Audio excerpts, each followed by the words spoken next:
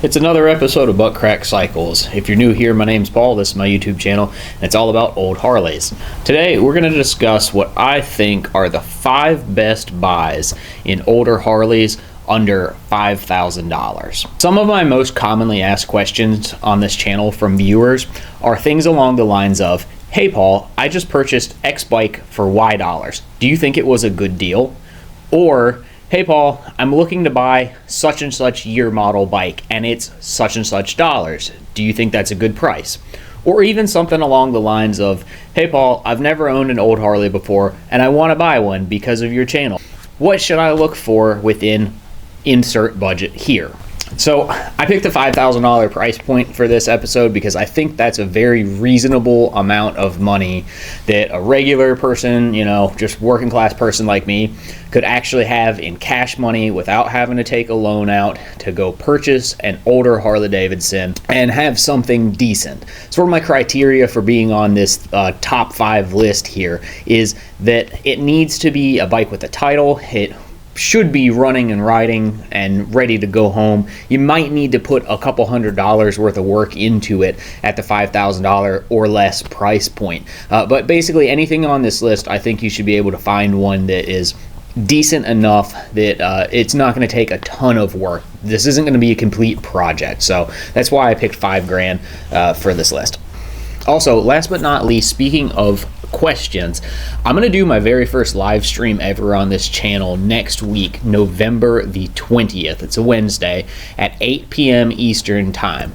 I'm a little nervous doing this. I'm such a small channel. I feel like only 6 people are going to watch the live stream. I've never done a live stream before, and it's going to be answering viewer questions. It'll be a Q&A episode.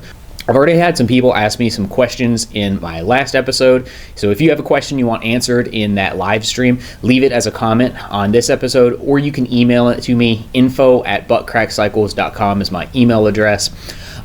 Or you can just show up in the live stream and ask the question live. I'll be watching the live chat, down in the bottom and answering questions. So I hope to see all of y'all there November 20th, next Wednesday at 8 p.m.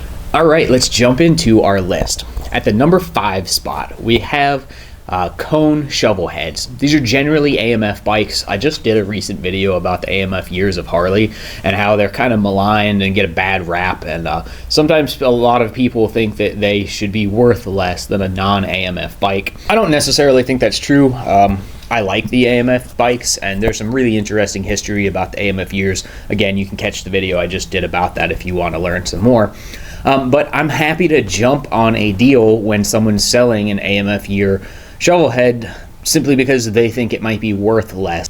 Obviously, generator shovels are absolutely worth more just because they were produced for only a few years.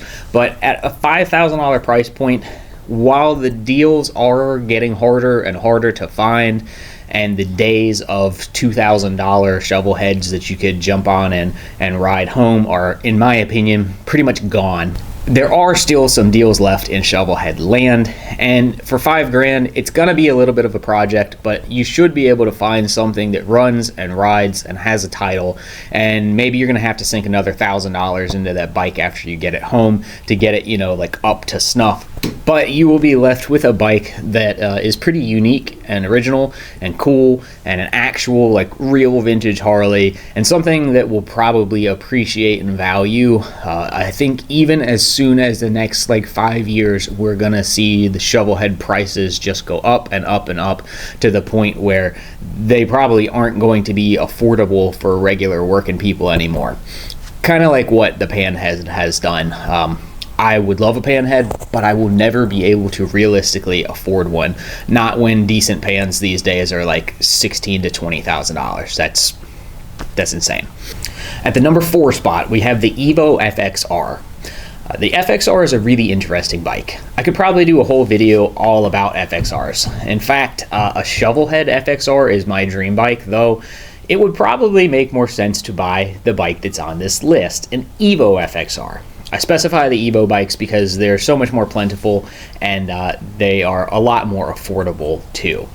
The FXR also is sort of one of those maybe partially misunderstood bikes that Harley made. Some people said when that bike came out, and still say it to this day, that they were too Japanese, that it wasn't a true Harley. Personally, I love the FXR. A lot of people will say that it's the best handling Harley that has ever been made, or at the very least, it was the best handling Harley for sale at that given point in time. Now, the hipster crowd kind of has driven the value of FXRs up over the last couple of years, but they haven't gotten too out of control. I still see Evo FXRs pretty regularly in that $4,000 to $5,000 range, and these are bikes that you could basically just jump on and ride home, and they'd need nothing, and something that would just like totally rip and be really fun to ride and pretty cool and pretty unique, and again, probably appreciate value.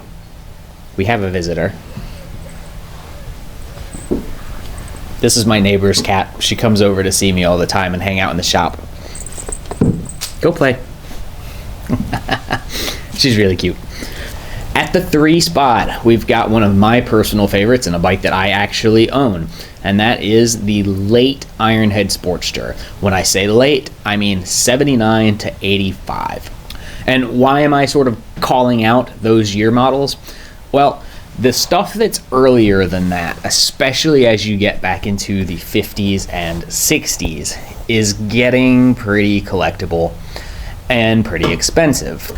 You can still find like 75, 6, 7, 8 bikes fairly regularly at pretty good prices, but I feel like I see those later 79 to 85 motorcycles for sale pretty regularly at like really affordable prices. Seriously, a $5,000 Ironhead Sportster should be a very, very nice bike, like needs nothing. And you could probably buy one for like $3,000 that's still really good with the title, ride at home, you know, maybe put a couple $100 worth of parts into it over a few weekends, tidying it up, or, you know, making it just a little bit nicer or a little bit more your own. And at the end of the day, have a really nice bike. I also like the later Ironheads too because they're factory right-hand shift.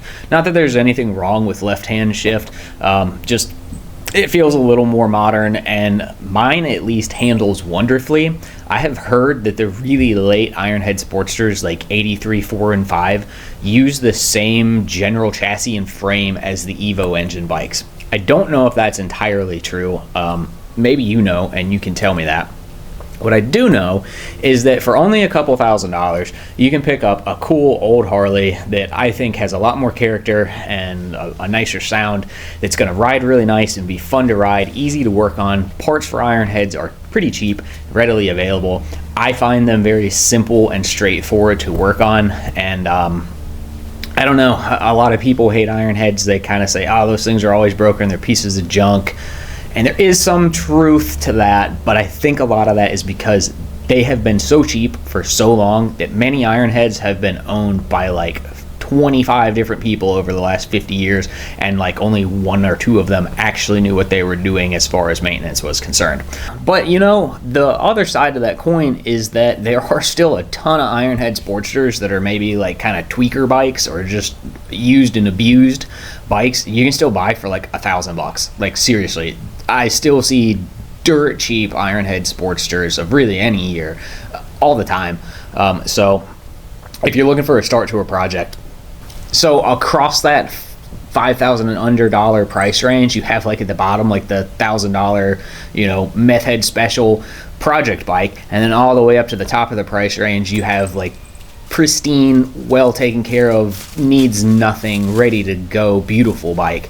And like it's a sliding scale anywhere in between, and that's why I think especially the later Ironhead Sportsters are a really great buy right now in this market. At the 2 spot, we have the 84 to 99 Softtail. Kitty's coming for some pets. These are bikes that I think are pretty cool. I love the way the Softtail looks. They are very clean and simple with that sort of rigid frame look, yet you still get the benefit of the quality ride. Of course, the bikes in this year model range that I've called out all have the Evo Big Twin engine, which is one of Harley's best engines that they've ever made.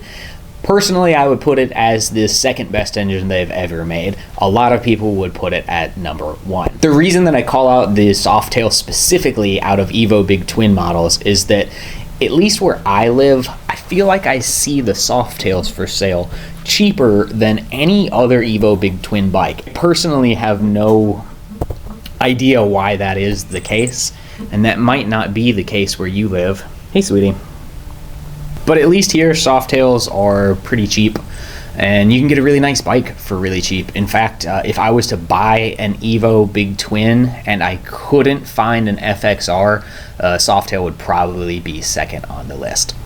All right, coming in at number 1 is my pick for the best Harley under $5,000 right now, today in November of 2024.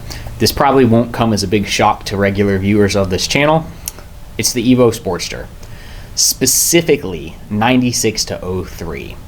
Those were still rigid mounted bikes, and they all had 5 speeds.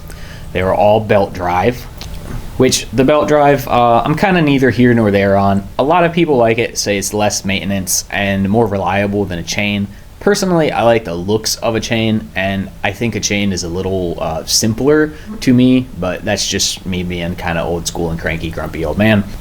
But you get a lot of bang for your buck in those year models. They come factory with the CV carburetor, which is a great carb, very reliable, easy to make good power out of. 5-speed, like I said, so you can actually cruise this thing on the highway, get good gas mileage. I think they look great, they handle great, they're fun to ride, and best of all, they're just so cheap and plentiful. Parts for those model bikes are very cheap. You can still buy a lot of parts off the shelf at your local dealer, which can't be said for something like an Ironhead or a Shovelhead. Kitty sniffing the microphone. And they're easy to work on. You're probably seeing a common theme here in this video. I like to pick stuff that just regular people can own and maintain themselves, because I think that that's so important, is to be responsible for your maintenance on your bike. If you're going to ride it, you should wrench on it, is my opinion at least. And the Evo Sportster is very easy to work on. As far as price ranges go on those things, man, like, they're all over the place. Sort of a similar situation to the Ironhead Sportster, but I actually think you get way more bang for your buck with an Evo Sportster than you do an Ironhead Sportster. You could reasonably find a $2,500 Evo Sportster and ride it home, and it would be decent. Like, maybe you might have to throw a set of brake pads on it, or the tires are getting a little bit thin and you might need to replace them after one season, and you know, maybe the carburetor needs a little bit of tuning. But like, $2,500 Sportsters, at least in my area, are very common and actually not so bad. So yeah, if you're looking for like a very first Harley, or something to just get your feet wet with an older Harley, something you can work on and maintain yourself, like we talked about so much in this video, and you don't really want to drop a lot of coin, I think the Evo Sportster is where it's at. Again, 96 to 03 I think is a great year range, but really any of them, even as far back as the very first year, 86, is still a great bike to buy, and I don't think you can go wrong with one of those. So that wraps up this video. I do have sort of an honorable mention category, and that would go to just general Evo Big Twins. I called out the Softtail. Like I said, for some reason I see those cheaper in my area than other models. Baggers always tend to sell for more, but you can still find really good deals on some Evo baggers, especially the 80s. I forget what they called it. Was it the Tour Glide? The one that kind of has the like square dash cluster, and the fuel tank insert looks different than like your regular Electra Glide. Those I see sometimes like down in the $2,000 range, like $2,000 to $2,500. Granted, they generally aren't the prettiest and need some work, but yeah, if you're looking for a deal on a bagger, like you can definitely score some cheap Evo baggers. I'm just not a bagger guy at all, so not really my thing. But if I was looking for one, that's what I would look for, like a late 80s, early 90s Evo bagger, because I do still see them pretty cheap. And who knows, maybe y'all will see one on this channel as something I buy to fix and flip, certainly not to keep.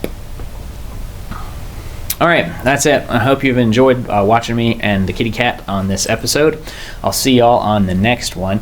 And remember, November 20th, 8 p.m. Eastern Time is the live stream viewer Q&A. So if you've got a question you want me to answer about anything, it can be about Harleys, about business, working for yourself, small business stuff. It can be questions about me, other things that I do other than motorcycles, whatever you want to know. Ask me and I'll answer it on November 20th.